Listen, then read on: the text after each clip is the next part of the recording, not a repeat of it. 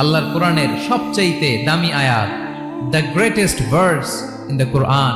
উবাই ibn Ka'b রাদিয়াল্লাহু তাআলা আনহুকে বিষ্ণু সাল্লাল্লাহু আলাইহি ওয়াসাল্লাম জিজ্ঞেস করলেন, উবাই বলো তো কোরআনের কোন আয়াতটা সবচেয়ে সেরা?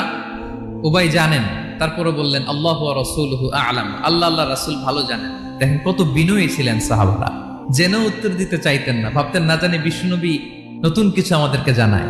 বিষ্ণুনবী আবার বললেন, তুমি কি জানো কোরআনের সবচেয়ে শ্রেষ্ঠ আয়াত কোনটা? এবার উবাই ভাবলেন এবার আমি উত্তরটা দিয়েই দেই। তিনি বললেন আয়াতুল কুরসি, আল্লাহু লা ইলাহা ইল্লা হুয়াল হাইয়ুল কাইয়ুম, এটা শ্রেষ্ঠ আয়াত। বিষ্ণুনবী খুশি হয়ে উবাই ইবনে কাবের বুকে একটা চাপড় মারলেন, এরকম আদরের চাপড় দিয়ে বললেন, লিয়াহনিকাল ইলমু ইয়া আবুল মুনজির, হে আবুল মুনজির, জ্ঞান এবং প্রজ্ঞা তোমার জন্য মোবারক হোক, তুমি ঠিক বলেছো। সুবহানাল্লাহ পড়ে। তাহলে এই প্রথম ইনফরমেশনটা আজকে জানলাম, কোরআনের সর্বশ্রেষ্ঠ আয়াতের নাম ৬,২৩৬টা আয়াতের মধ্যে থেকে সবচাইতে দামি আয়াত এটা।